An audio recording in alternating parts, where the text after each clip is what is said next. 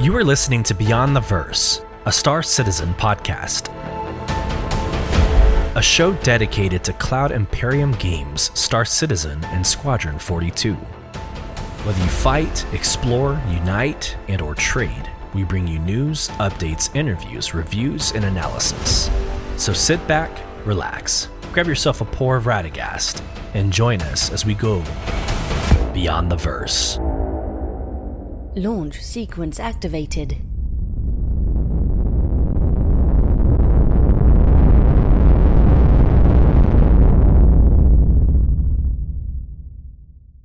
Hello, friends, and welcome to another episode of Beyond the Verse, Star Citizen podcast. I'm your host, Solus, and this is episode 60. We are wrapping up Invictus launch week and getting ready for two patches coming down the pipeline. It's a super exciting time as we prepare for 4.0 and Q3. So on today's episode, we will be reacting to the Invictus finale. We're going to be going over those two patches. So 3.23.1 Alpha is going to be XenoThreat, Jumptown, and updates to an exploit that we'll get into here in a little bit. We're going to be covering 3.23.2, which will be going into the Evocati in the next couple of days for the persistent hangars and cargo hauling and cargo updates, as well as item banks, I'm pretty sure. But we'll get into that in the roadmap update as well. Then we'll get into the Galactapedia update and a lot more. So welcome in. Since our last episode, man, we had Memorial Day weekend. I believe I recorded late Friday night, which entered into Memorial Day weekend. So I hope you had a good one. To all the veterans out there. No, it's not Veterans Day. But I want to just say happy Memorial Day to those surviving the unfortunate loss of veterans around the world. So we had a swim party at a friend's house. It's like an annual thing. So lots of water. We had the Kalahari Resort, which y'all heard about in the last episode, straight into Memorial Day swim party. We've had a lot of water events, to say the least. So I hope you had a good one. This upcoming weekend, actually tomorrow, I go into a camping trip, and has nothing to do with Star Citizen, but I'll do a little tie-in as to why it matters. But I have a camping trip with some of the men that I serve with on an executive protective service team, personal security detail team, whatever you want to call it. We're going to go camping at Hidden Falls Adventure Park. It's going to be amazing. But that kind of ties into the latest sentiment that I've had. And I want to start today's episode by kind of apologizing for the overall sentiment of last episode. I stand by everything I said. I don't retract anything that I said. But the sentiment, the spirit, the mood that I was in, I was very hard on the Drake Ironclad. And I don't know if it deserved it. Yes, I feel like it is three caterpillars attached to each other. Okay, fine, whatever. At the end of the day, it's not that big of a deal. There are many other ships that have kind of done that, whether they're variants or a little bit larger of something. Like a good example would be the Origin series, the 100 series into the 300 series. It's basically the same damn ship, just with a space to walk. So again, I want to make sure that I give it a fair shake. I also want to just completely be transparent. I love hating on Drake. If you're in the Soul Provision org, you know this. If you're a longtime listener to this podcast, you know that I love hating on Drake. It's the homeless person's merchant, vendor, whatever you want to call it, manufacturer. There you go. But at the same time, isn't it one of the most practical? And you're going to hear me pivot. Like, this is a major pivot for me. But I keep going back to the damn Caterpillar for transporting goods. I keep going back to the Cutter Rambler as like an everydayer. I keep going back to the Drake Vulture. So as much as I want to dislike Drake, I don't know. It's probably the more practical. So there you go. I am nothing but flexible. I'm not stuck in my ways. I can adapt and learn, but I won't say it's the best. I won't say it's middle of the road, but it probably is the most practical. If you've got some money to spend, or if you only have a little bit of money to spend, the Cutlass Black is probably still your best bang for your buck. Best starter has got to be the Cutter, right? Your salvaging ship, that's probably the most fun loop, in my personal opinion, continues to be the Drake Vulture. It is what it is. So the thumbnail for this YouTube video is the Drake Kraken. I mean, that will be, I think, the game changer for me. I cannot wait for the Kraken. As a veteran myself, as somebody who loves going to see memorials, like military memorials that still exist out on the water. The USS Lexington is one of my favorite places to go to. I love that carrier type ship. And this is basically a real life carrier up in space. So I think it deserves. I think Drake deserves a little bit of a pivot there. So wanted to start with that. But let's move into the show. Let's get into from the community as we go through just a little bit of polls. Didn't ask too many polls this week, but we do have a couple to get through. So let's roll. Incoming message. As always, first we go into episode 59's polls and Q&A. So at the end of last episode over on Spotify, I asked, did you buy the new Drake concept, the Ironclad? And so out of 10 votes, we have kind of a mix. The options were yes, no, but you will eventually, no, and will not be. And so out of those 10 votes, we had 5 saying yes. That's 50%. That's how math works. We have 5 saying yes. We have 3 saying no, but they will eventually. And then we have 2 saying no and will not be.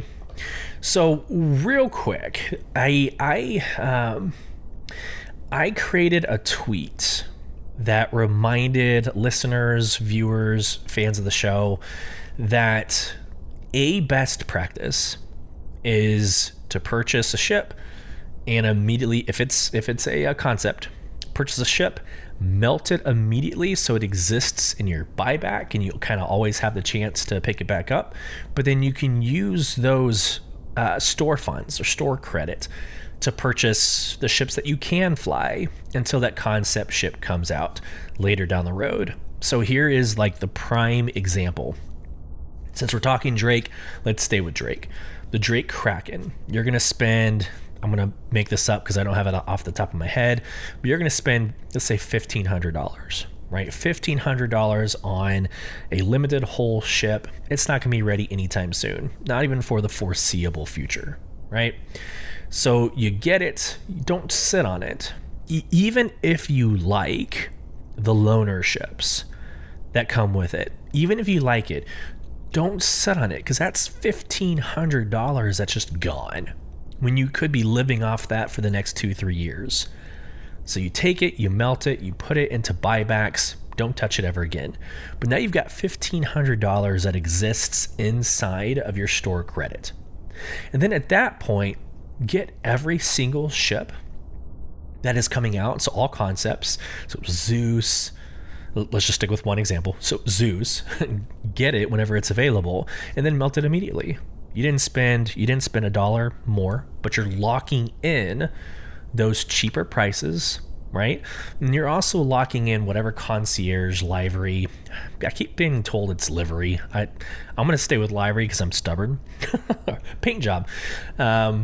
But you can lock in whatever special that comes with it at that time. So I want to reiterate that is a best practice. And then there's also the tried and true, just buy what you want to fly. And don't worry about the game. There's a CCU chain game. There's what I just mentioned, the store credit game. Just buy what you want and live life. but it did catch fire. There were, almost, I think, 8,000 to 9,000 views on that tweet alone. It's just what I would recommend. If you're a new player and you had the money to spend and you got, the Idris, cool, melt it immediately. Live off that until the Idris is available to fly. I digress. So there's the polls. Let's go into the Q&A. Excuse me. And I asked, what are your thoughts on the discontinuation of the F7 Hornet Mark I series? I don't necessarily retract my sentiment there. I stick with my sentiment. I stick with what I said. I don't need to apologize for the sentiment for the F7 Hornet Mark 1. It still, to this day, feels a little gross. It feels a little kind of under the table. Why are you doing this? Again, you're going to hear some of these responses that are kind of sharing this other sentiment of like, yeah, you support changing things, and once they improve ships, why, improve the other one, or why continue with the other one. However, it doesn't explain why they would push this is your last chance to get it. Spend a shitload of money. Spend $650 to get every single F7 Hornet Mark 1. You got to do it now. Got to do it. It's a push. When it's going to still be available in the game. That feels dirty to me. So anyways, that was the sentiment shared in episode 59. Let's go to the responses. Share my screen for those of you on YouTube.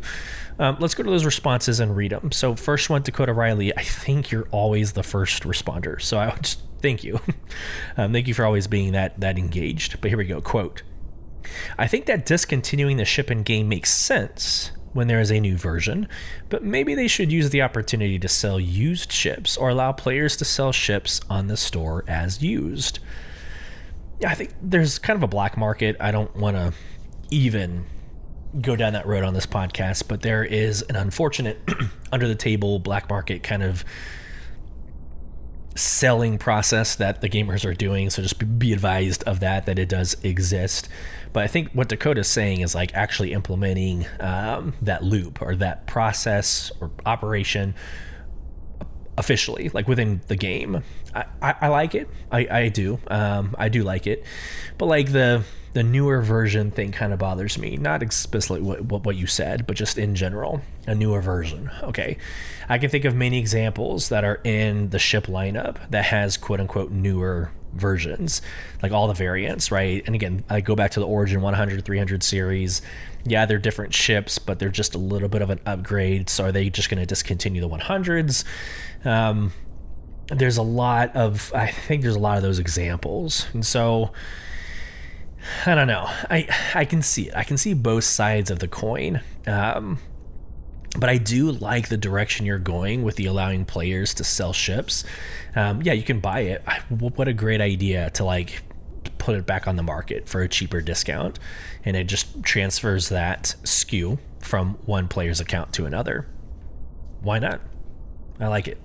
Now you can still gift. I don't know if that's necessarily what you're what you're saying or what you're recommending, but you can also gift. Like if you have ships in your hangar, you can gift, but that's outside of the game, and that's more I don't know, I feel like that's probably a different topic. But let's go to the Wandering Marauder as quote number 2.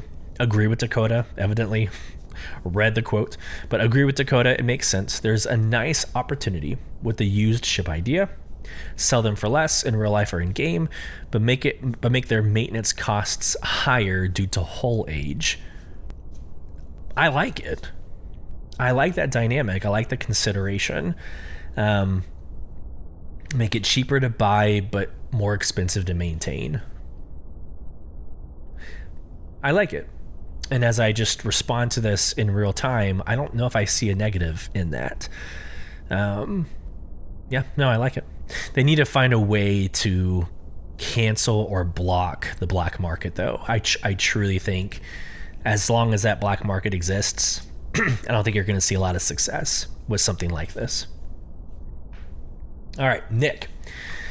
I see it as more of as a stop to the pledge sales of the ship. Since they said it will be earnable in the game, it's not that big. I am more interested in what the direction is with these quote antique ships. Yep. I guess my response to that, just I don't feel like I need to reiterate. I'm just going to, regardless. It's more just, so why do it? What are they accomplishing by ending the pledge sales, other than to push for a huge spike in sales during Invictus launch week? Having a JPEG, having the SKU available to buy on the website, having a JPEG present on the website, it's no bandwidth on their end. It's not like it's a major lift, for them to execute. So there's got to be an advantageous reason why they would pull it off the pledge store. And I think that is what I'm getting hung up on, right? But yes, I would like to learn more about the direction of these older ships. Yeah, you can get them in game, but what's the so what factor? Why get them in game if these newer models are just so much better? And the last quote from Sean Donovan, quote, "I'm sad to see it go, but I think the variety of ships will fill the gap that it leaves behind." And to add to what Sean just said, I will say they did say that the F7, the Mark IIs will have every version that the Mark I's had, right? So like the Mark II Ghost, it's like the first one that came to my mind. You're going to have an all Mark II Ghost eventually. So yeah, what are you going to do with the Mark I Ghost? Why have it if there's a Mark II Ghost? So I just thought it was a good dialogue. I said something about it last episode. Clearly, there was a lot of drama behind it in the community, and we just spent probably the last like 5 minutes talking about it. It's worth a conversation. It's worth the debate in my mind. Actually, I was going to go to my Twitter polls, but before I do that, we're on the 31st of May. So usually at the first of each month, we go through the performance of Beyond the Verse podcast, but we're not doing that this episode. But I do want to take a second and celebrate the backers for this podcast. We do this from time to time. I'm going to go ahead and do it yet again, sharing my screen for those of you on YouTube.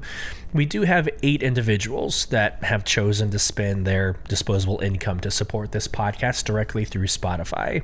And just going through those names, we have Dustin Thames, Will Spicer, Dakota Riley, Brandon Lawhorn, Marcus, I do this every time, Roy, fix me, please. Jacob Harding, Captain Trips, Dreamer of Days. So again, thank y'all so much. Most of these, in fact, I think all of them are avid Soul Provision members as well. So again, thank you so much. Helps us keep the lights on, and helps us keep like one advertisement per episode as opposed to having multiple advertisements, just to keep this, like I said, going strong. So thank you. Really do appreciate it, sincerely. To Twitter. All right. Going all the way back to Friday. So again, we entered into Memorial Day weekend with Drake as the finale of Invictus launch week, or whatever you want to call it. They're actually not part of Invictus launch week. Whatever, there's lore behind that. We've already talked about it before. Oh boy. Okay. I think I just showed y'all 3 cams on on YouTube. Wrong button. Here we go. To the polls. I asked, and it's every year that I have been part of Star Citizen during a Drake Day, so IAE or Invictus Launch Week, the question always gets asked about the Battle of the Krakens. So there's a base Kraken, there's a privateer Kraken. And they really are drastically different, right? So the base Kraken can be seen as like a cargo hauler. Yes, it is a carrier. You can launch, aircraft off of it. But it also has a Dragonfly bay. So it has its function. It has a completely unique specific function. But it has 3.8K SCU. So when you think of like a cargo hauler, or when you think of its capability, that's a lot. That's a pretty good, decent sized cargo hauler. But the privateer guts all that out. So no Dragonfly Bay, no 3.8K SCU. It brings it all the way down to 0.8K SCU. And it puts like merchant like stores, right? It puts marketplaces inside. So I think Bonnie Merchantman, but in a Kraken hull. So still has the ability to be a carrier, but it changes the interior into something completely different. And so it's a drastic consideration when you're buying a Kraken. It's completely different game loops, and you're spending a pretty penny on the Kraken. So it's a decision you have to make pretty upfront. Like, what is the future of your gameplay going to be? Now you can, a little bit of a pro tip, you can get the base model and then file a ticket through CIG asking for the aftermarket kit to upgrade to the private tier. Okay. It's not in the pledge store anymore because they have the private tier you can just buy straight up. But it's something that I did. And so I have, and this is not a weird flex, but I've got the Kraken base, the Kraken private tier, and I have the conversion kit. Don't ask me why. I just do. So there's no benefit to that of having like all three. But whenever I got the base Kraken, I went ahead and got to the upgrade kit as well to make it a private tier. And then of course you have the private tier. So it's called the conversion kit, I'm pretty sure.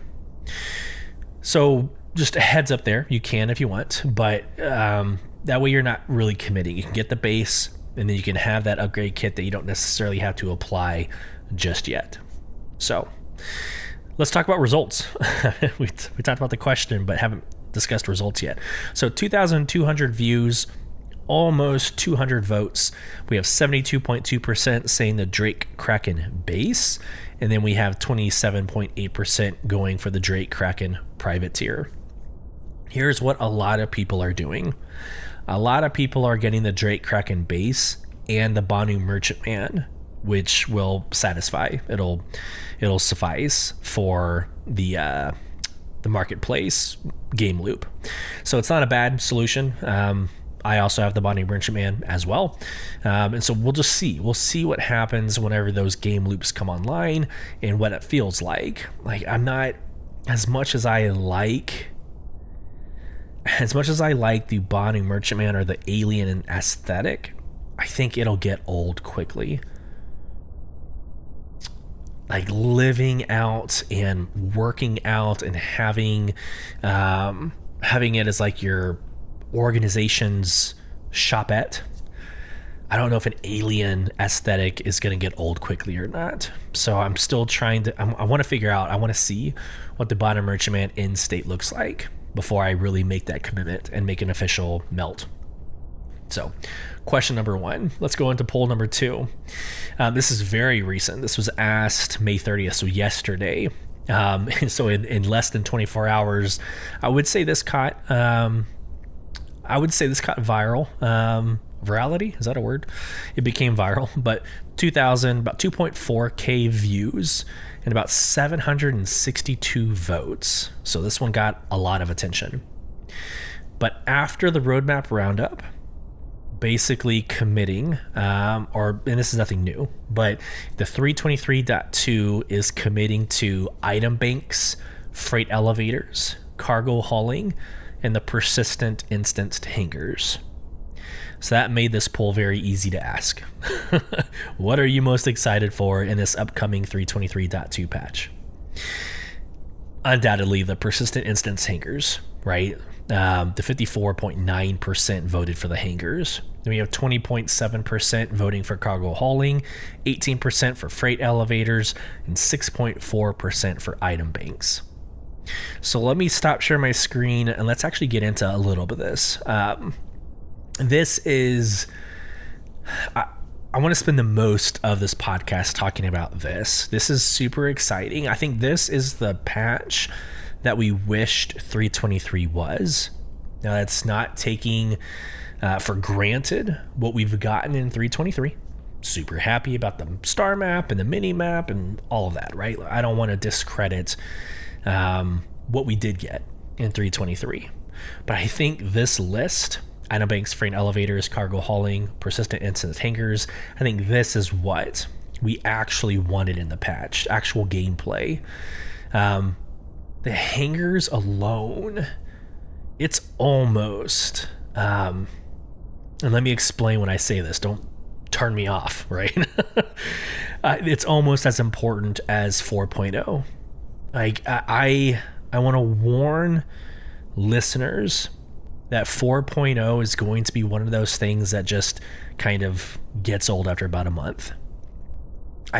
I truly think that it's just another system. And I've said that before in my podcast. That is not a negative sentiment. That is not a whatever you call the opposite of white knighting. It's not, I guess, salty. It's not a salty sentiment. It's nothing negative. It's one of those things where, okay, you already have Stanton with 4 systems. You're about to have Pyro with a shitload of planets. Cool. Exploration. Awesome. You get solar flares. Great. At the end of the day, it's just a different makeup on the same pig. Horrible analogy. So I think 4.0, where it's important, where server meshing is obviously going to be very, very crucial in the tech pillars for Star Citizen. The additional exploration in the game loops that are in Pyro, all great, all fantastic, but it's just more of the same.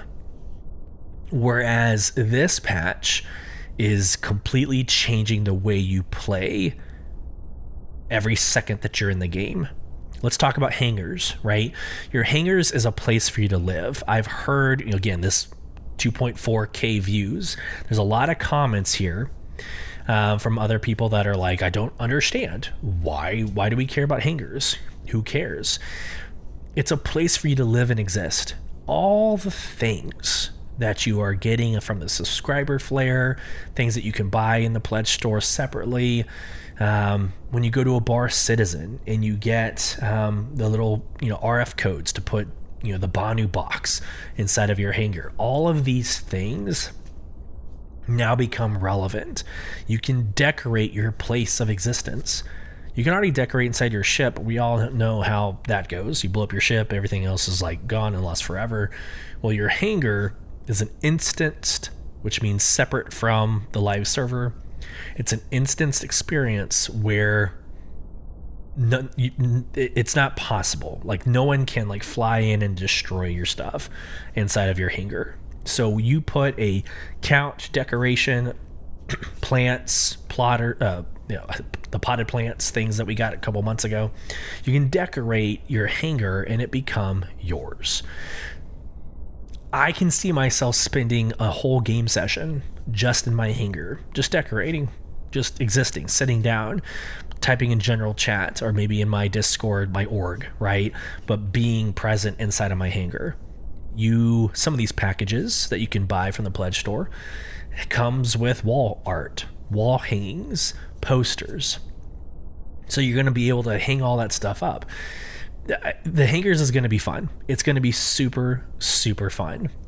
I'm going to skip over cargo hauling and go straight into freight elevators because it kind of, I tie that in with instance hangars, maybe rightfully or wrongfully. But I tie that in because like freight elevators is like, for me, the number 2. Because all the pain that you have getting ready for an org night. Last night we had an org night with Soul Provision. We were getting things ready for a mercenary night. We were going to go do the 30K or the upper echelon mercenary missions in Hurston. So getting those SU boxes ready, kitted out, extra ammunition, extra weapon systems, armor, that's extremely painful right now. It sucks. You just had the NERSA launch, right? Like the Ursa medevac, we call the NERSA. It launched, but the process of getting that inside of a larger ship takes about 15 to 30 minutes. You have to fly to a mining facility, and you have to call out the NERSA, and you have to drive it onto your ship, and then now you can fly it somewhere. Heaven forbid you blow your shit up, and now you've lost both ships, and you got to redo it all over again. It's a very painful experience. But this instance hangars, freight elevators, this combination of what we're describing. Now, I don't know if that necessarily, the nested claiming or the nested ship spawning, I don't know if that's going to be in this patch necessarily, but this is the future of what I'm talking about. This combination of freight elevators and instance hangars, that is going to solve the majority of my personal gripes with that game loop. So anyways, the other great things about freight elevators is, pulling in all of your inventory at once, putting that inventory onto your ship, because that's a whole nother thing. Let me just get into that real quick. When 323 first dropped, I pulled out the C2. And what did you normally do? Those of us that are veteran gamers for CIG or for Star Citizen, you would take like a C2 to your primary residence, and you would load it up with all of your gear, and you'd fly it out to an orbital station like Seraphim Station. So you'd go to Orison, you get into your inventory, move all into your C2, and then you'd go to Seraphim Station, move all into Seraphim Station. So that way you're in a less populated, less server intensive location to manage all your inventory. Well, that's not how this works anymore. It's not. You can't do it. So they physicalized the cargo. You actually have to buy the 32 SCU containers. You actually have to walk over to your personal storage inside of your ship in order to access that additional storage. It's a whole different ball game. And so the option now, my recommendation to listeners, leave it in your primary residence. It's not worth the move. And when these instance Hangars comes online, right, in the next couple of days, hopefully, you're going to want everything already inside of your primary residence, because that's where your instance Hangar is going to be, right? Okay, I don't want to belabor that too much. And then you have item banks. I don't know. I don't necessarily see... it's going to be important. It's going to be easy. It's a way to expedite that subscriber item getting from one location to another. Cool. It's going to be useful. It's just not, I agree with this being 6.4%. It's not that paramount to the gaming experience. But I will say this, there are item bank locations freaking everywhere. I mean, you can't throw, a rock and not hit an item bank inside of these orbital stations. They're everywhere. There's a shitload of them everywhere. So there is a lot to get excited about in 323.2. Again, according to the SC chat channel on Spectrum, it's going to be an Evocati as early as today, but more than likely next week. That is a quote from the developers. So as early as today, but more than likely next week. Evocati is going to run through it. It's 1 through 5, or its phase, and then it's going to go through EPTU 1 through 5. So I would probably expect this. I would expect this like pretty quick, probably the next 2 weeks, maybe end of June. So mid to late June is my opinion, because again, Q3 is all about 4.0. I still think 4.0 is right around the corner. I do think Q3 is still going to happen. All right. Let's see here. This is not a poll. But I do think this is a good segue into the Invictus launch week finale, or we'll call it the finale. So I created a post. Again, it's not a poll, but I called it the obligatory post Invictus launch week fleet pick. And so I went on to Fleet Viewer, shout out to Starjump Graham and Starjump Org. Again, I've had them on twice. Love what they do, but the Fleet Viewer is their product. And I went in and I created my fleet, so the sole provision fleet, if you will. So I think this is kind of fun. I don't want to make an entire podcast based off of look what I have, but just quickly kind of my thought process here. And so this is not in buyback. This is what I have sitting inside of my hangar at this current moment. In my buyback, I have the whole Echo and the Kraken base. Again, the Kraken base I'll probably leave in buyback since I have the Kraken Privateer. And the whole Echo I'm just sitting on because the whole Delta isn't out yet and I'm having fun flying the whole Charlie. So that'll probably stay my buyback for now as well. But in my hangar in this current moment, right, you got the Javelin. So that is the sole provision org capital ship. Duh. So it's going to be amazing. I think we have a couple of Javelins in the org. So I've got one, and I think we have one other. So it's going to be amazing seeing two of these Javelins. Now, granted, it takes like 60 people to run the damn thing. So that'll be interesting. But I can't imagine having 120 Soul Provision members on at once. But that day will come. It'll absolutely come, mark my words. But the Javelin, and then the next one, and I'm going by the largest. So the next largest is actually the Orion.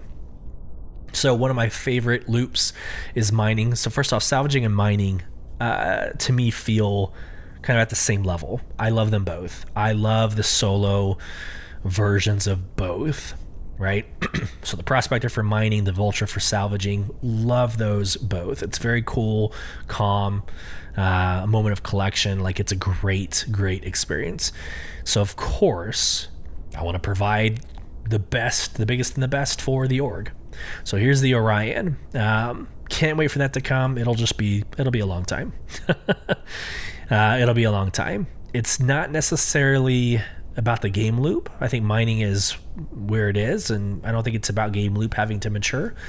I think it's the resource management, which is the reason for a lot of these ships not coming online. But there's also a pipeline well ahead of the Orion. So I would not expect the RSI Orion anytime soon.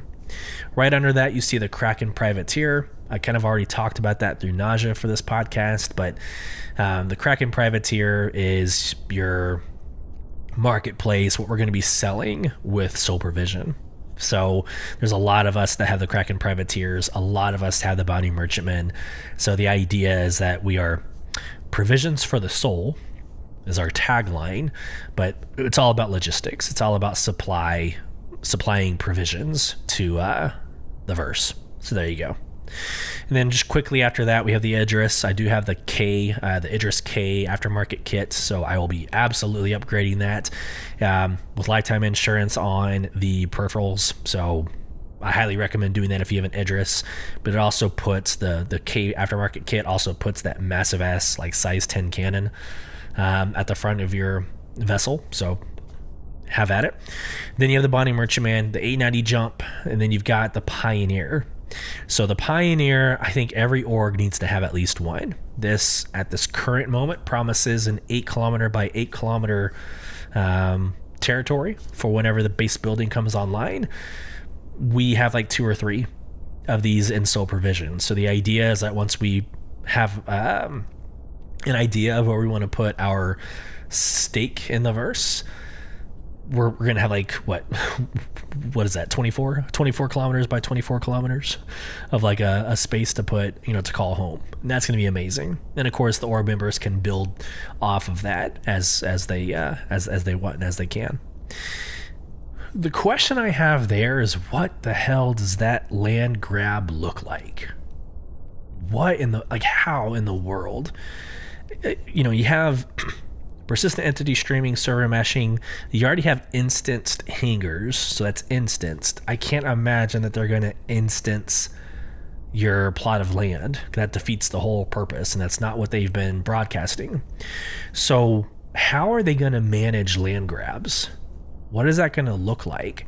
So for those of us that have the Pioneer with the 8 kilometer by 8 kilometer, space,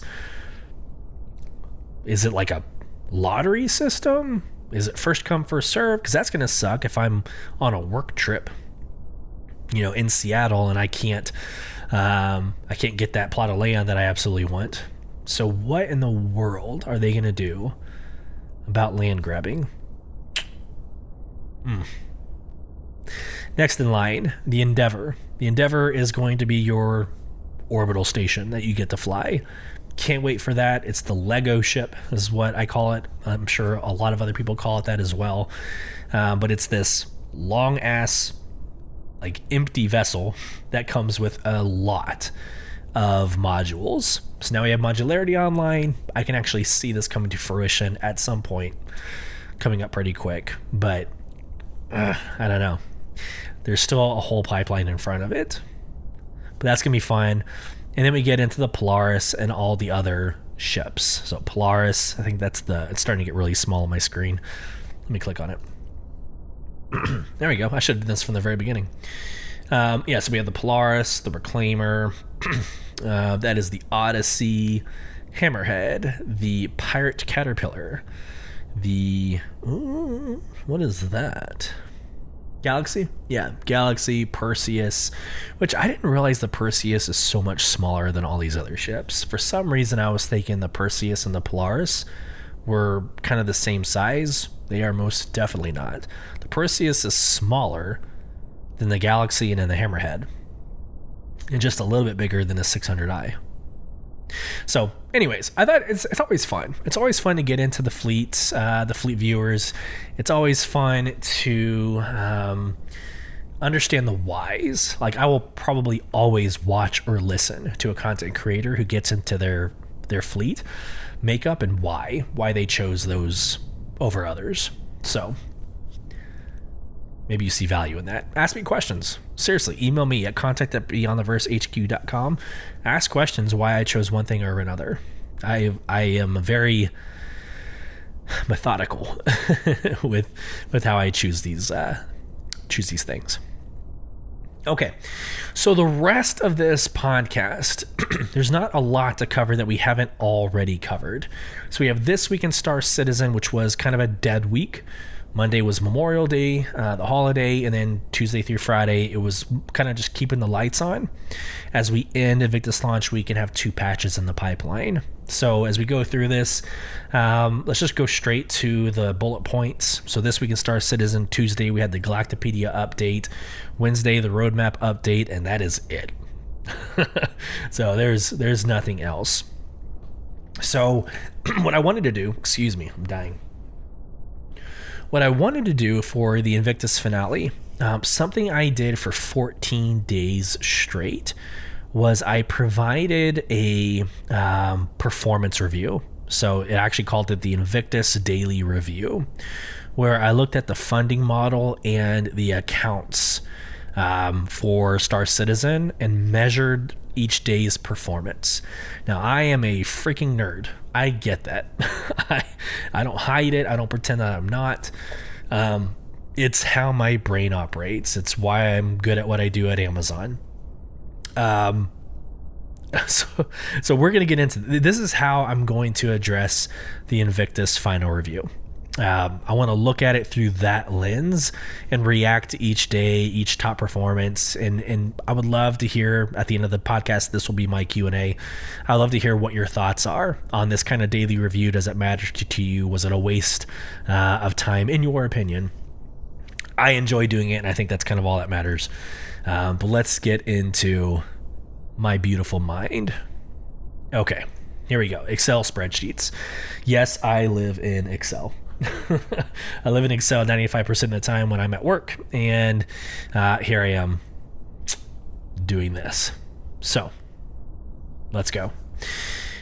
At the start of the event, we started Invictus launch week May 17th. I'm looking over here in cell Charlie 2. So Charlie 2, May 17th, 2024, we started with a funding of $684.8 million across 5.2 million accounts. Right? And we knew that the end of the event was May 29th, and today's date's May 31st. So there's your top left. Now what we're looking at through columns Golf through Yankee, it's a bunch of numbers and a bunch of bips, and I'm going to get into like what you're looking at here in a second.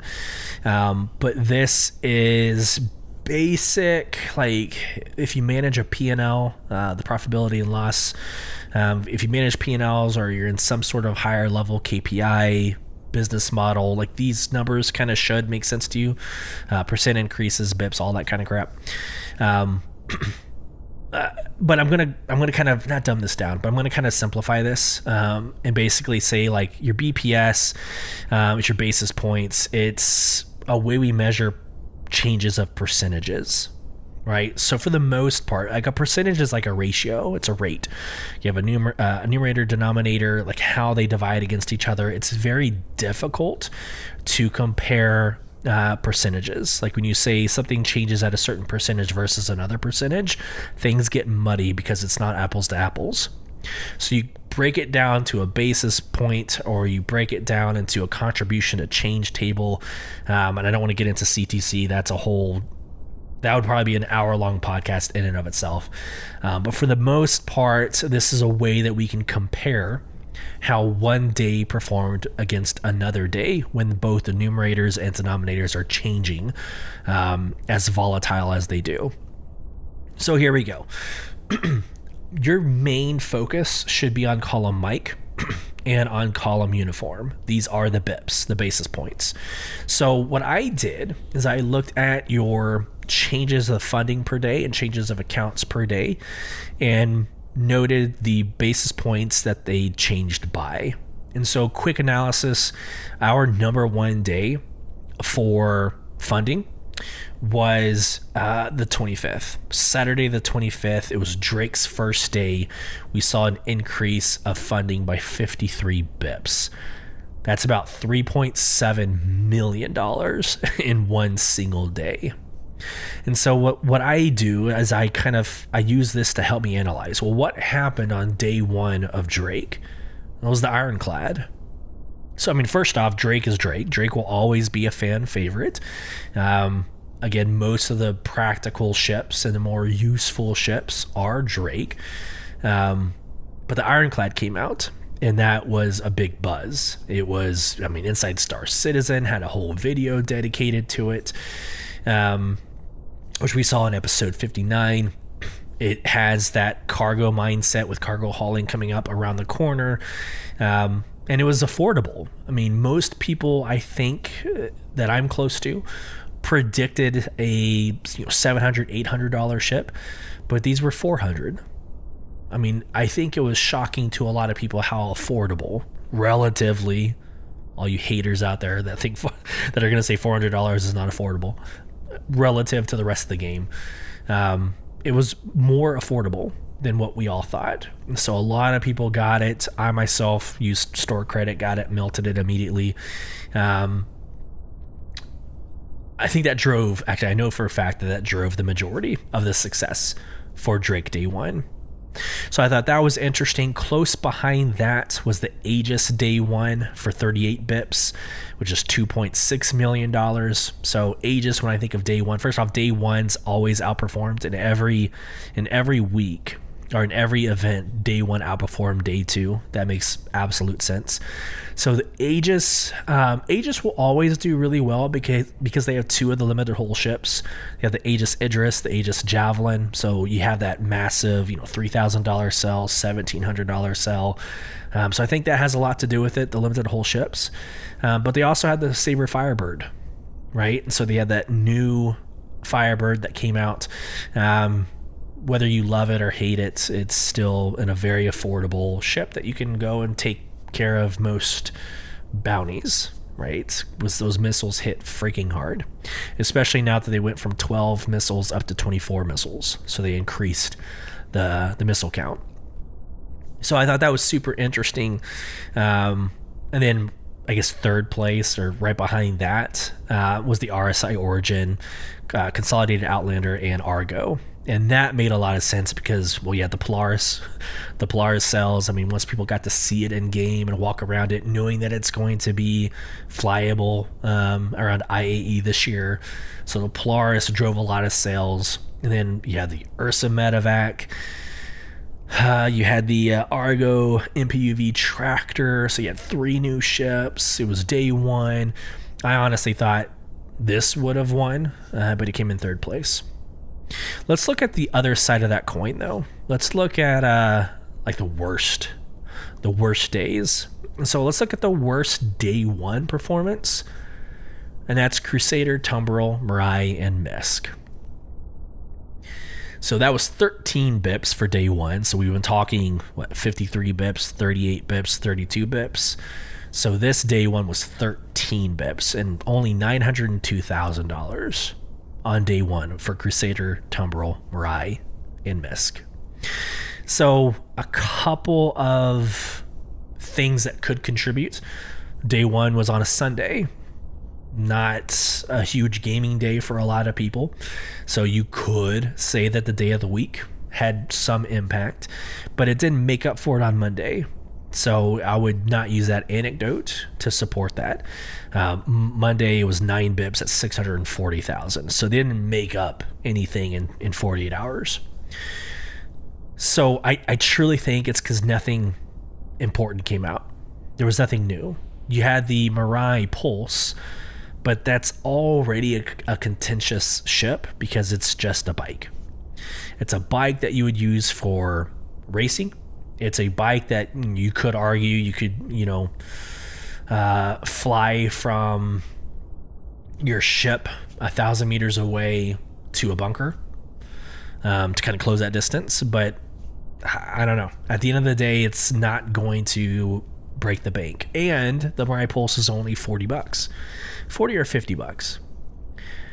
So you're not gonna break the bank. You're not gonna win, a lot of money on such a low ASP, average sell price. So there wasn't a lot going for this day. However, I would argue that Crusader, this is away from Invictus launch week, Crusader right behind Drake is probably one of the most, behind Drake, practical, versatile. I keep saying merchants, not merchants, manufacturers. Good Lord. And I have the word right in front of me, manufacturers.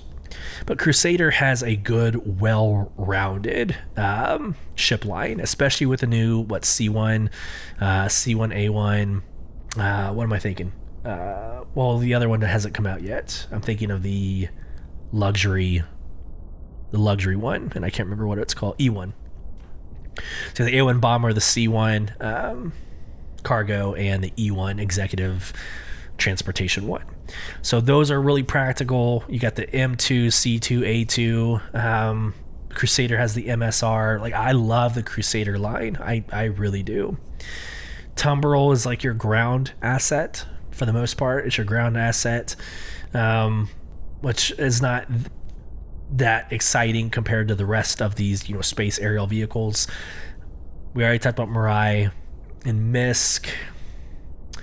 I think the whole sea needs a lot of work. I mean, Misk has other ships, Roger, but the whole series, which is going to be very important, coming up in the next couple of days with cargo hauling. The Misk Sea needs a lot of work. It's still very glitchy. The other day I decided, this is sad because I'm the CEO of Soul Provision. The other day I, for the first time, did a cargo mission with the whole sea. The one where you go to the commodity terminals, you load it up and it tells you have to go to the cargo deck, and then you fly to the Connex area, the orbital station. You have to fly into the blue square, and then they load up the cargo items onto your panels. Then you fly it to another orbital station like that. I did it for the first time ever, and it is super glitchy. I mean, the panels didn't spawn. They were there virtually, but not physically. Man, there's just a lot of issues with that game loop. So, I don't know. Excuse me as I go off on a little bit of an aside. It wasn't even part of Invictus launch week because they're not military vehicles. But, I don't know. Misk needs a lot of work.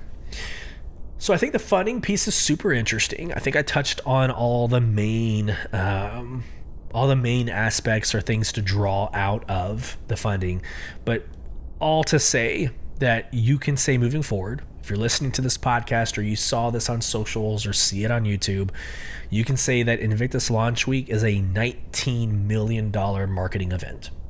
It brought in $18,979,159. So we say 19 million. That's incredible. 14 days of a marketing event, 19 million. It also brought on 72,000 new accounts. Now, preface, it doesn't mean that there were 72,000 new players. It just means that there's 72,000 new accounts. So whether you created a second or third account, I don't necessarily know why you would do that. I think I talked to some org members who used it for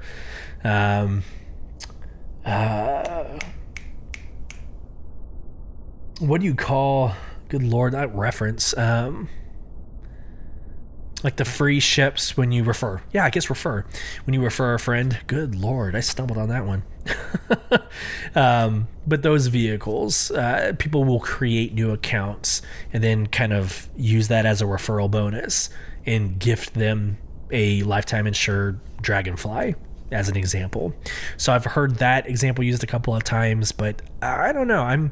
I'm confident in saying that out of the 72,000 new accounts, I would say easily the majority were new players. So if you're new to Star Citizen, maybe this is your first time listening to Beyond the Verse podcast, welcome in, hang out, join Supervision, join any org, and you're going to find going into 323.2 and 4.0 is going to be amazing if you haven't already fallen in love with the game. So let me know your thoughts. Let me know your thoughts on the Spotify Q&A, socials, emailing me.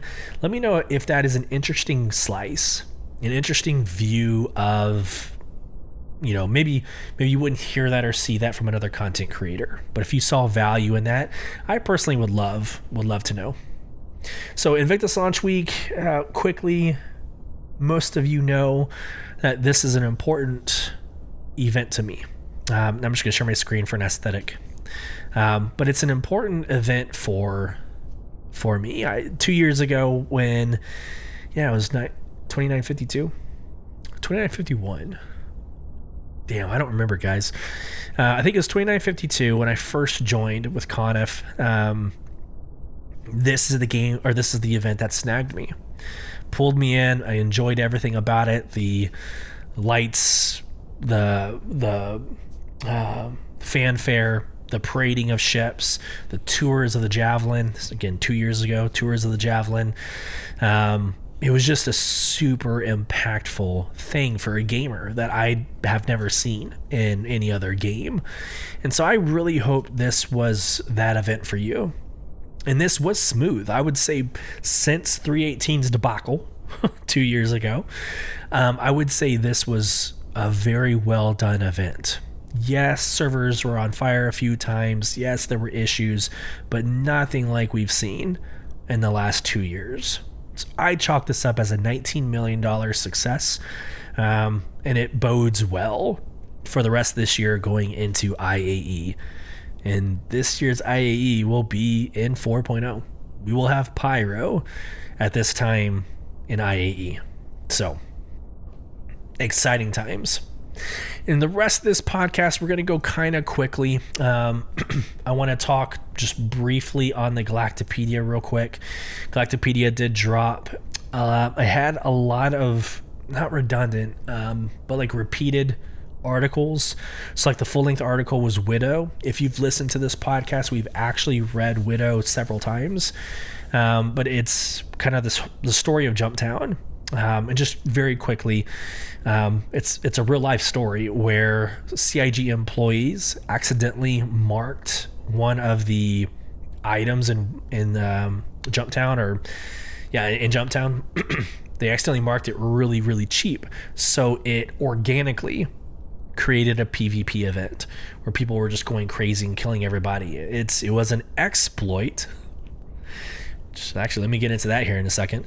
It was an exploit that CIG ended up turning into an actual game loop. So a full-out event. And I think they're calling it now Jumptown 2.1.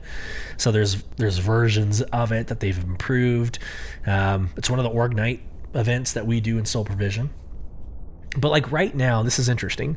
Right now, there is an exploit. I'm not going to go into what it is. You will never hear on Beyond the Verse podcast about exploitations. I don't want to be part of the problem. I am not going to tell you how to exploit the game. You will never hear that from me. So there's plenty of other places you can go and find it. But there's an exploit going on right now, and a lot of people are saying negative things about it, which rightfully so. But it was an exploit that created Jumptown. It's super interesting when you think of that use case of taking an exploit and turning it into an entire game loop. I commend and applaud CIG for doing so. Makes me wonder what they're going to do with this current exploit. If it's even something that you can flip and turn it into a game loop. But I know, just one way of looking at a problem, right? Two sides to every coin. But back to Galactapedia, just this month we explore 5 Van Duel systems, get an overview of various technologies, sample some fast food, and take a peek at some of the verse's most notorious drugs. There you go. Like I said, we weren't going to spend a lot of time on it. We've already gone past the 1 hour mark, so I'm going to wrap this up quickly with the roadmap roundup. So we're going to end on this. We've already talked about what this is or what has gone in this. They were very transparent in This Week in Star Citizen article that we were just going to be getting the new vehicles that were released. So the MPV Tractor, the Ursa Medevac, and the Saber Firebird. However, they did commit in Alpha 323.2 those items we talked about at the top of the show. Item banks, freight elevators, new missions, which is cargo hauling, and the personal and instanced hangars. So with that, I think I'm going to wrap up episode 60. So, oh man, there is so much to look forward to, and really there's an unknown about the next couple of days. First off, in very Star Citizen fashion, they're looking to do Jumptown and XenoThreat at the same time in 323.1 alpha. Good God in heaven, protect us, because it's going to be insanity in the next couple of days. So Jumptown's going down, hopefully in a complete opposite side of the map. That'd be really nice. XenoThreat is going to be at the Pyro Stanton jump point, or at least Jericho, the massive like space station, is going to be located near the Pyro Stanton jump point. So that'll be exciting. But that's right around the corner. And then, like I said, mid to late June, we'll be seeing 323.2, where I think we're all going to be extremely happy with the game loops that'll be entering into Star Citizen. So a lot to look forward to. I hope you found your home here in Beyond the Verse podcast, where you get all your latest news. Follow us on social media, because I'm pretty good at staying on top of like the moment things drop. You're going to see it from me first, more than likely. It's pure insanity. I don't know why I do that to myself, but it's my commitment to you. But let's do this. Let's wrap things up. So if you would like to become part of the conversation, you can do so by emailing us at contact@beyondtheversehq.com. Respond to our Q&A and polls over at Spotify at the end of every single episode. Leave comments in our YouTube channel. That's /@BTV_cast. I try my best to respond to every single comment that is on YouTube. Not advisable, but whatever, I do it anyways. Follow us on social media on all socials /BTV_cast. What else am I missing? I think that's a pretty good wrap up. Hey, listen, y'all, I hope this finds you well. Safe travels as you traverse beyond the verse. Take care, everybody.